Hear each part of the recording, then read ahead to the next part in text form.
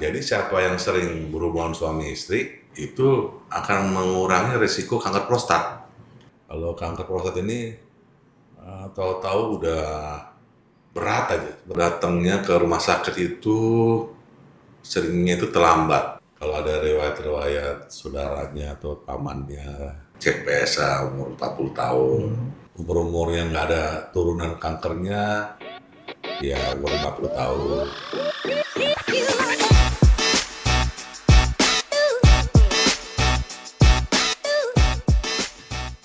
Ya, halo Sobat Sentra, jumpa lagi kita di program podcast Sentra Stage bersama Sentra Medical Hospital Cibinong. Kali ini kita akan membahas topik yang juga menarik nih, ya, bukan hanya bagi kaum laki-laki, tapi juga kaum perempuan juga bisa mendapatkan banyak insight dari materi kita pada kesempatan kali ini dengan judul atau dengan topik kenali gejala awal kanker urologi jangan sampai terlambat. Nah, untuk membahasnya, saya tidak sendirian, sudah ditemani oleh narasumber kita, yaitu Dr. Edward Usfi Harahap, spesialis urologi, subspesialis onkologi. Apa kabar dokter? Sehat? Baik, Dr. Helmi. Alhamdulillah. Ya, lancar puasanya dok ya? Lancar. Baik. Dok, ini sesuai dengan keilmuannya dokter nih ya. Sesuai dengan kompetensinya dokter. Sebelum kita lebih jauh membahas tentang topik kita ini dok, mungkin dokter bisa jelasin, karena mungkin orang awam belum familiar ya dok dengan yang namanya istilah kanker urologi. Sebenarnya kanker urologi ini, di bidang urologi ini mencakup kanker di bagian organ mana saja sih dok? Kanker urologi itu? Silakan. Jadi Dr. Helmi, kanker urologi itu ya kalau di laki-laki itu dari ginjal, ureter, kandung kemih, kemudian tentu prostat, kemudian uretra, dan otomatis kalau laki-laki ada di bagian alat kemaluannya ya. Ya, di penisnya dok ya. Di penisnya. Tapi kalau yang perempuan mengikuti ginjal, saluran ureter, kemudian buli-buli, dan kalau dia hanya sampai uretranya aja. Hanya sampai uretra. Jadi kadang-kadang ibu-ibu tuh datang ke poli itu nanya, saya mau periksa prostatnya. Aduh, kaget nih. Kaget. Ibu-ibu kok ada prostat nih dok? Saya bilang, Bu, ibu nggak punya prostat. Prostat cuma laki-laki doang. Iya. Gitu. Sering dibilang, diartikan seakan-akan kalau sakit pipis itu, kencing itu dianggap sakit prostat mungkin gitu. Jadi kebanyakan berita-berita mungkin kalau sakit kencing itu sakit prostat. Jadi mereka datang ke prostat, saya terangin. Kadang-kadang ada yang nggak ngerti juga itu prostat posisinya di mana. Ya, kalau bicara tentang prostat, memang prostat itu memang tempatnya kecil ya di antara kandung kemih dan alat kelamin laki-laki, dan memang fungsinya banyak yang nggak tahu juga, padahal itu bermanfaat untuk mencairkan sperma. Ini sperma itu yang tadinya kalau nggak ada prostat itu kental. Kalau kental otomatis spermanya itu nggak bisa membuahi telurnya calon pasangannya ya. Jadi dia harus diencerin dulu. Oh, justru kalau kental dok nggak bisa ya? Enggak lah.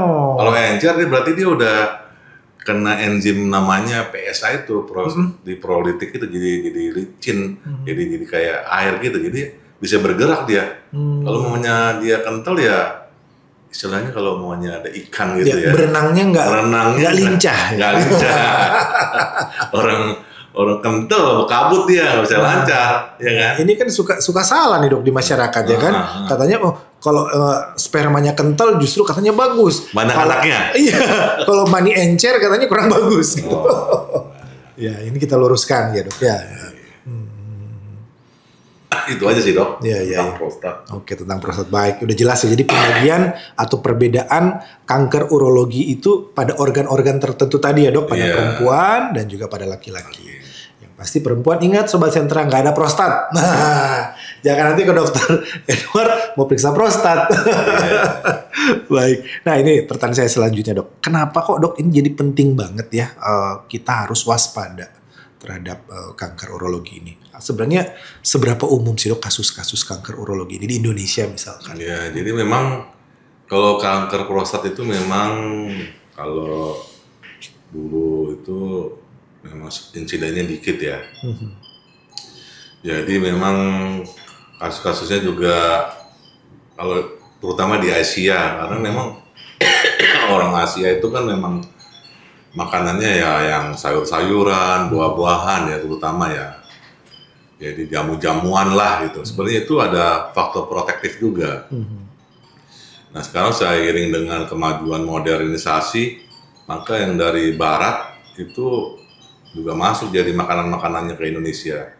Otomatis enaknya makanannya juga, penyakitnya juga datang juga dari barat ke Indonesia ini. Jadi kalau di Amerika itu memang tinggi ya, jadi per 11 di antara 100.000 orang itu kena kanker prostat. Dia kanker nomor 5 lah. Aduh. Di Amerika ya. Lumayan ya dok. Kemudian kalau angka kematiannya juga lumayan banyak. Sedangkan di Indonesia itu tahun 2020 itu dihitung jumlahnya kasus baru itu insidennya tuh sekitar 13.000. Nah itu dan itu memang kita nggak menghitung jumlah angka kematiannya.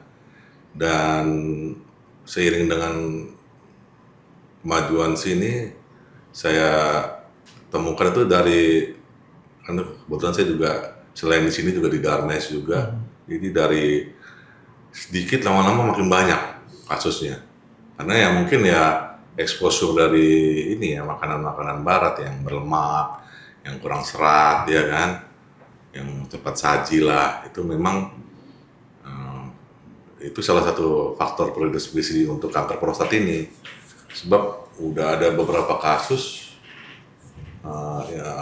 para transmigrasi imigran orang Jepang yang pindah ke Amerika, jadi pada kena itu kanker prostat.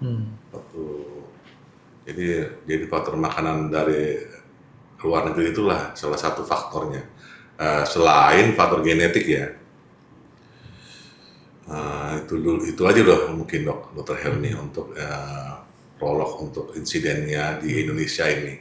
Kalau di Indonesia mungkin rankingnya masih di atas 10 lah. Ya nomor 1 masih payudara, serviks ya, kemudian paru-paru gitu kan. Dan kalau kanker prostat ini memang datangnya ke rumah sakit itu seringnya itu terlambat, karena memang tumor ini nggak bergejala, nggak seperti yang kalau mamanya paru-paru kan batuk-batuk ya kan. Kalau mau payudara kan bisa langsung dirasakan ya kan. Kalau kanker prostat ini tahu-tahu udah berat aja. Seperti ada kasus, satu contoh itu umur 55 laki-laki. Dia datang dengan perut sebelah kiri. Ya, kemudian difoto ternyata di pikirnya tadi itu ada kelainan tulang, di pikirnya itu kelainan myeloma multiple. Ternyata dicek PSA-nya itu tinggi sekali. Normalnya itu ya, PSA itu kadar normalnya. Kadar normalnya itu 4. Dia bisa ditemukan 2.000 PSA. Jadi kaget keluarganya. Kok begini gitu. Jadi memang selain faktor yang tadi saya sebutkan juga memang ada faktor keturunan. Jadi selain makanan tadi dok ya. Jadi memang harus laki-laki umur 50 tahun ke atas tuh ya setidaknya sekali lah ngecek markernya. Nah faktor keturunannya ini bukan hanya kalau dia kanker prostat, bukan maksudnya saya nggak ada kanker prostat, bukan gitu. Dia juga ada juga mamanya saudaranya kanker payudara atau pamannya kanker paru-paru. Ya, jadi mungkin juga ada faktor yang efek ke dia gitu. Jadi nggak harus dengan kanker prostat harus turun ke kanker prostat. Bisa aja kanker jenis lain. Jadi memang setiap yang ada faktor keturunan kankernya ya setidak-tidaknya dicek untuk dirinya. Untuk laki-laki ya cek markernya namanya PSA, prostat spesifik antigen. Memang kendalanya PSA itu masih mahal ya. Berapa dok kisaran harganya? Kalau tes itu sekitar 300-400 ribu. Ya masih mahal. Jadi memang orang masih enggan lah. Ya, memang proyeknya sih kedepannya sih pengennya setiap puskesmas itu bisa meriksa PSA lah. Kalau itu bisa goal itu mungkin insidennya kita bisa temukan lebih awal, kemudian nanti pengobatannya akan lebih baik sehingga survivalnya bisa lebih lama. Sebab ini kanker prostat ini kanker dengan tanpa kelainan di stadium awal dan muncul ada keluhan-keluhan setelah stadium-stadiumnya udah di atas 3-4 gitu baru ada keluhan.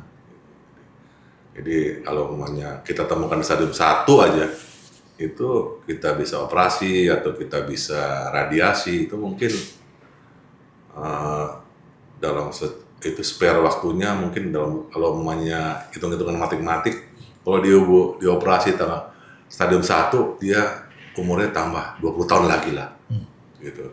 Kalau dia diobati di stadium 4 mungkin umurnya tambah 5 atau 10 tahun lagi gitu. Jadi kalau maunya makanya kalau itu memang harus digiatkan lah. Mungkin dari level puskesmas jadi vaskes tingkat 1 ya dok ya. Sebab level-level cek yang PSA gratis itu memang hanya di tipe A, rumah sakit tipe A. Jadi memang kekurangannya di situ. Kalau mau apa cek apa laki-laki mau check up lah istilahnya. Itu kalau saya lihat itu di perusahaan-perusahaan nggak pernah dicek PSA itu, walaupun dia kan ceknya ya yang standar-standar aja. Harusnya tuh kalau yang udah ada check up dari perusahaan itu ya setidaknya cek juga nilai PSA-nya itu. Saya lihat kok urinalisa, fungsi ginjal, fungsi hati, standar gitu. Itu terus. Itu terus diulang terus. Sedangkan kalau ada syukur-syukur ada PSA lah diperiksa sekali. Gitu. Dan kalau yang menanyakan cek PSA itu tuh orang yang udah aware, istilahnya teredukasi atau saudaranya pernah kena. Betul. Jadi langsung dok minta cek PSA gitu. Ini sekaligus yang dengar nih Sobat Sentra masyarakat siapa tahu nih ya pemilik perusahaan. Nah iya kan. Apalagi pekerjanya kebanyakan laki-laki. Nah itu. Ya, gak ada salahnya dong. Dia kan menganggarkan 300.000 lah. Iya. Ya kan? Mungkin kalau banyak mungkin lebih murah kali. Lebih murah. Iya kan. Mungkin bisa kerjasama dengan Sentra Medica. Ya. Iya. Nah ini dokter udah cerita bahwa bisa dikatakan kanker urologi atau kanker prostat ini ya apa ya dok kayak gejalanya diam-diam berbahaya nih. Iya kan? Diam-diam berbahaya. Iya. Nah, kalau stadium 1 nggak ada keluhan. Sama sekali dok. Nggak ada keluhan. Stadium 1. Nggak ada keluhan. Waduh. Nggak ada keluhan. Jadi sehat-sehat aja. Jadi berarti dia nggak ada keluhan awal nggak ada. Nggak ada. Stadium 1. Kalau maunya kayak payudara kan stadium 1 ada benjolan. Nah, kalau ini nggak ada. Orang itu posisinya di dalam. Di dalam. Iya. Nggak bisa teraba juga. Nggak bisa teraba juga. Kalau udah ada keluhan, wah ini udah stadium 4. Begitu terasa keluar langsung 4 itu. Bisa kemungkinan besar. Bisa. Umumnya kencing berdarah, nyari tulang, ya kan? Kemudian ya lumpuh separuh badan, ya kan? Kemudian tadi ada kasus tadi kan yang jadi perut doang nggak tahu ya kan. Ternyata PSA-nya udah 2000 ya. PSA-nya udah 2000 ya kan nggak tahu. Ya. Kemudian kalau yang sebab dia itu kanker prostat itu gejalanya sama dengan pembesaran prostat. Oh, mirip BPH dok. Mirip BPH. Jadi kan selain kanker prostat itu juga ada kelainannya itu yang jinaknya itu BPH lah, ya, prostat membesar lah istilahnya kalau orang awamnya lah. Sama tuh lagi itu yang sering ada itu prostatitis, ya prostatnya kena infeksi, ya itu juga gejalanya sama, ya sering kencing nggak lampias, kencing terputus-putus, ya kan. Kemudian ya malam-malam sering kencing. Jadi kadang-kadang kita samar nih, ini sakitnya jinak atau ganas nih ya gitu. Tapi kalau kita cek PSA, nah itu udah pembedanya jelas banget. Ini udah bisa kita arahkan. Sebab kalau momennya kita langsung ajukan cek PSA, Bapak, kenapa ya dok ya disuruh cek PSA? Iya, betul. Iya kan? Kenapa ya dok ya saya disuruh cek PSA, saya harus bayar lagi 400.000 ya kan? Ya otomatis kan mungkin kalau momennya 400.000 mungkin mereka keberatan. Ya. Gitu. Makanya saya tekankan di sini kadang-kadang yang memang butuh karena memang ini sih masih urutan nomor 10 ke atas ya, jadi pemerintah juga belum aware lah, maksudnya belum dananya mungkin untuk membiayai sponsor Betul. aware untuk kanker prostat ini kan cuma mungkin diadakan untuk hanya pada waktu hari kanker sedunia atau mungkin hari kanker sedunia gitu kan, gitu.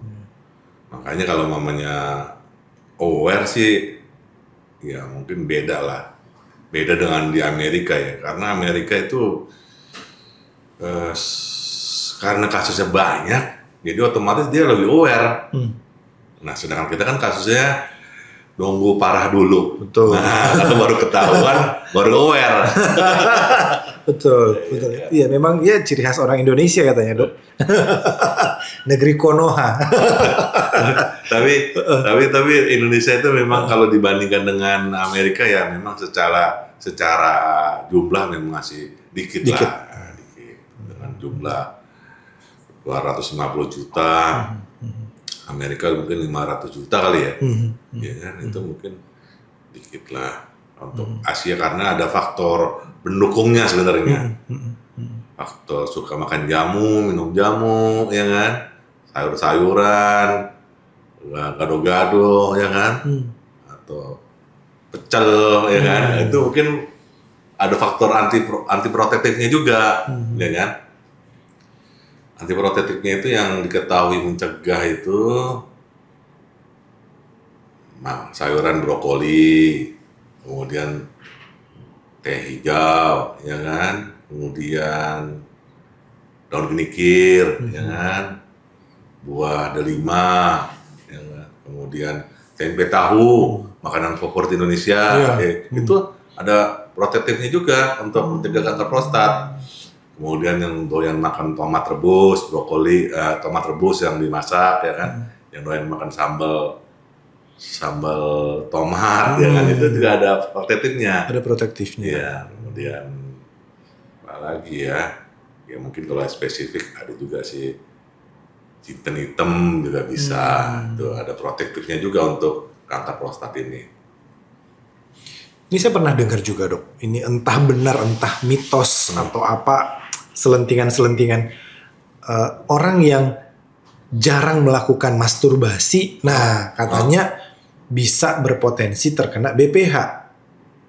Nah, atau bagaimana, Dok, ini orang yang, atau mungkin laki-laki wajar nggak sih dia masturbasi begitu? Emang kalau kalau masturbasi memang ya kalau secara agama ya mungkin ya secara agama itu ya memang dilarang ya, memang harus puasa. Tapi kalau secara keilmuan itu secara keilmuan memang belum ditemukan korelasinya antara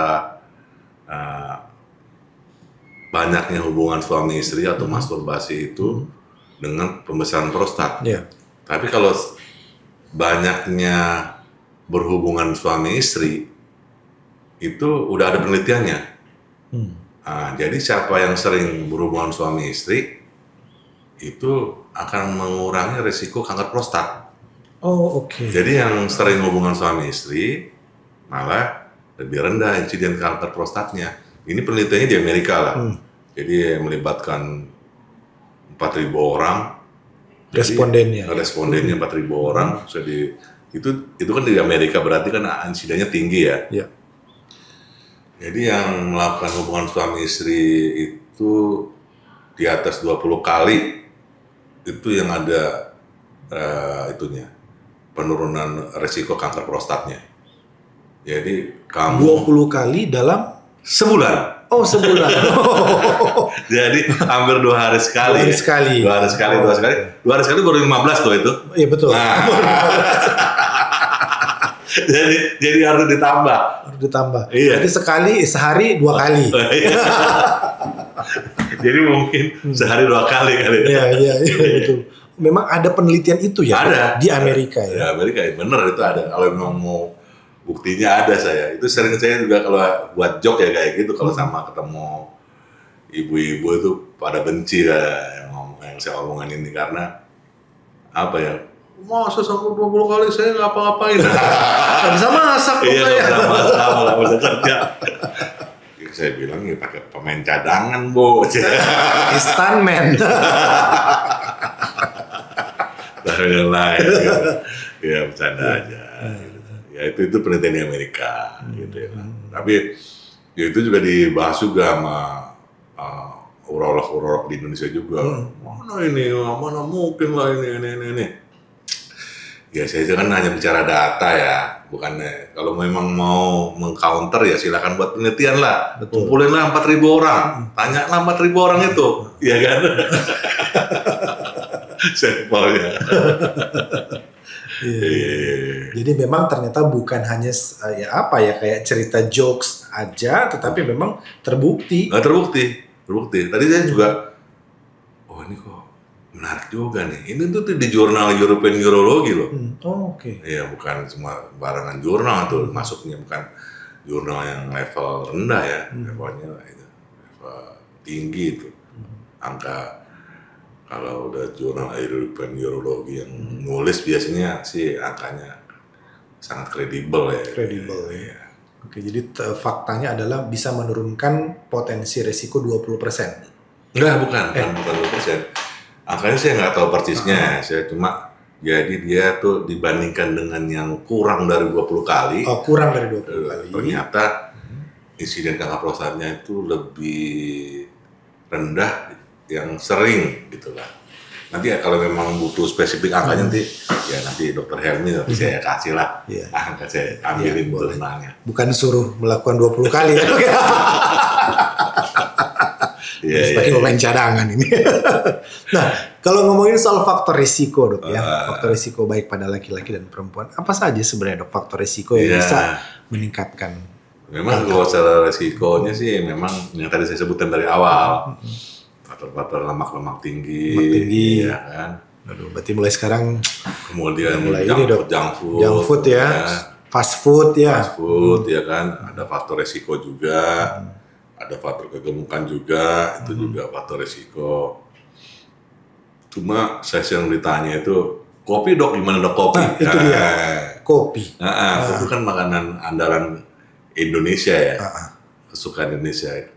Kopi tanpa gula sih udah dimasukin di guideline ya, masukin guideline di European Urology itu juga anti untuk kanker prostat ya. Oke. Ya, jadi kopi tanpa gula. Tanpa gula. Jadi saya sarankan pasien-pasien minum kopi lah tanpa gula pagi-pagi sama sore-sore. Ya, gila. Sehari dua gelas ya dok. Menurunkan angka kanker prostat, kanker usus, ya kan, menurunkan insiden untuk kencing manis, ya kan, mencegah Alzheimer, jadi banyak manfaatnya tuh kopi, ya. Jadi emang nggak nyesel kalau yang minum kopi. Sebab kalau datang tuh ibu-ibu sama bapak-bapak datang, dok ini dok masih minum kopi, jangan bapaknya cemberut, jangan kopi, saya bilang nggak mau punya. Bu, berita baik ternyata kopi itu bagus, bukan jahat bu buat kesehatan. Oke, dok. Tadi dokter udah bilang bahwa PSA ini menjadi salah satu standar baku ya dok ya. Selain PSA dok, apa pemeriksaan lain yang dilakukan oleh dokter urologi untuk memeriksa? Jadi memang pemeriksaannya itu memang kita biasanya rectal tuse. Oke, rectal tuse.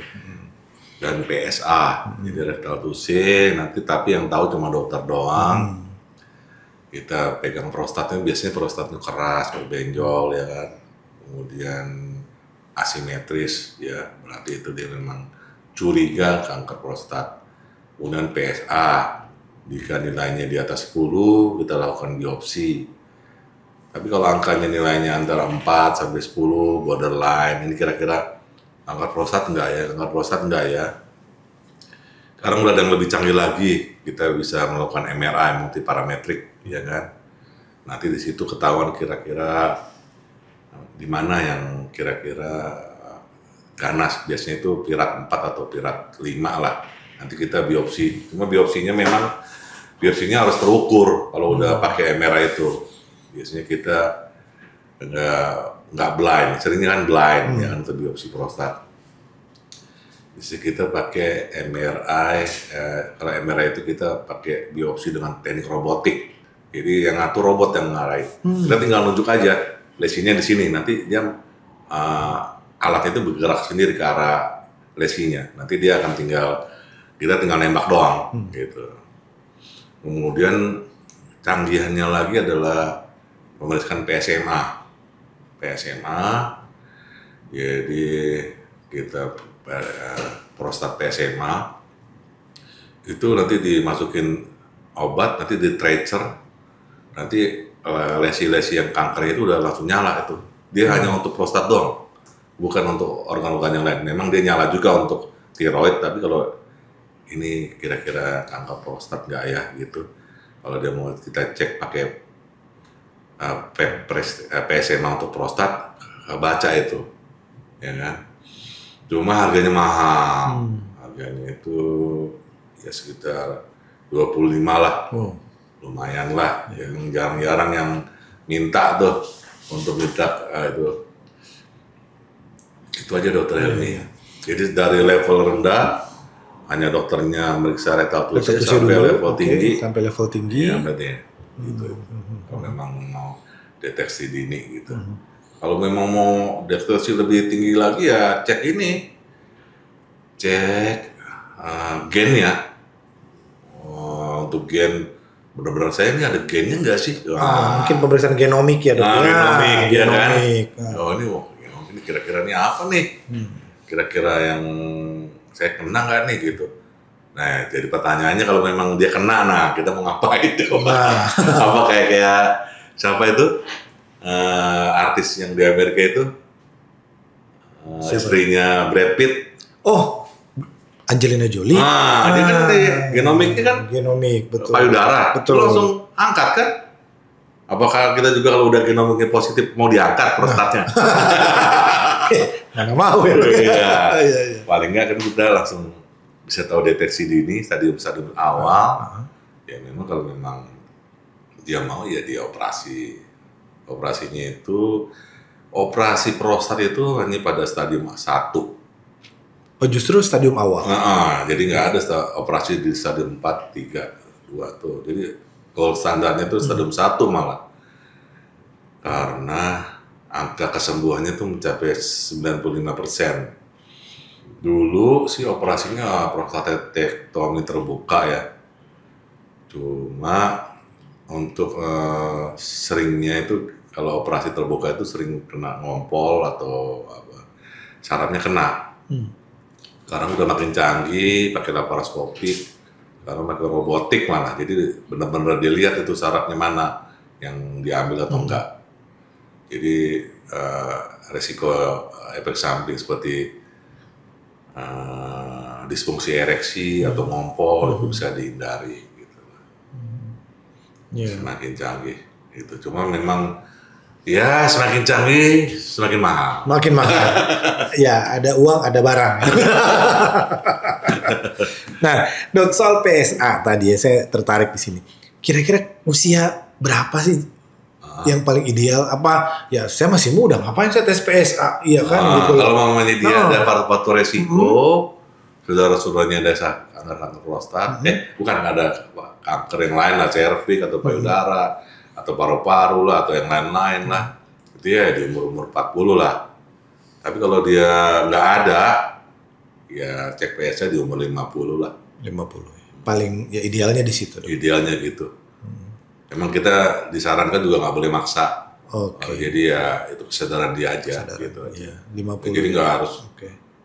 Harus. Nah, nggak ada kata harus sih sebenarnya, cuma disarankan. Disarankan. Oke. Pemeriksaannya berapa lama, Dok? Cepat kah atau Ya kalau PSA kan cuma ambil darah doang. ambil darah aja? Ambil darah, nanti sehari 2 hari udah keluar PSA-nya. Oke, jadi bukan spermanya yang diperiksa ya. Bukan. Jadi ada juga kasus kejadian sperma berdarah tuh. Sering takut tuh. Emang salah satu tanda-tanda kanker prostat itu sperma berdarah. Gitu. Jadi kita kalau kedokterannya hematospermia ya. Hematospermia. Tetap sperma harus diperiksa dong, dikeluarin berarti, Dok. Iya itu. Ya. Biasanya kita langsung wah ini jangan kanker prostat, tapi cuma kadang-kadang enggak juga.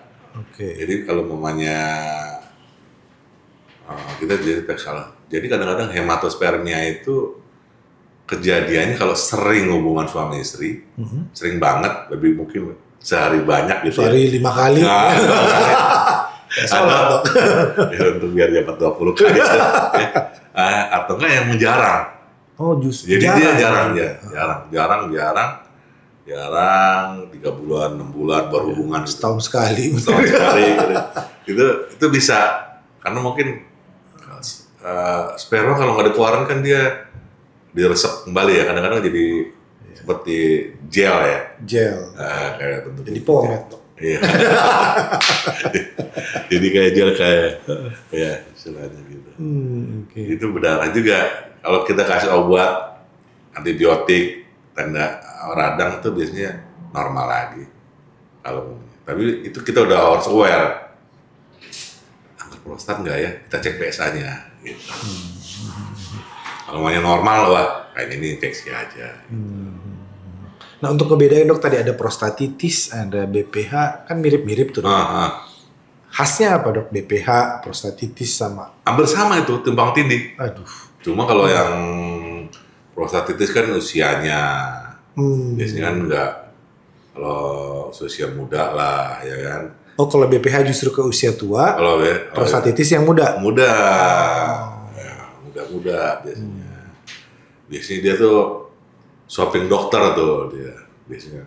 Dokter sini, ke dokter sana, ke dokter sini. Nah, memang nggak ada pengobatan bakunya.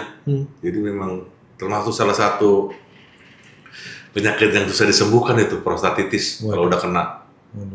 Ya. Mungkin kasih tahu, Dok, penyebabnya kenapa bisa ada prostatitis itu? Ya mungkin ada infeksi lah, ada faktor trauma ya. Trauma apa? Benda tumpul di? Iya, benda tumpul di situ. Dia kan bisa yang sering-sering sepeda kan. Oh iya, itu. Dia kan ada resikonya itu. Jadi harus kalau naik sepeda boleh, tapi jangan yang lancip itu. Ya apa?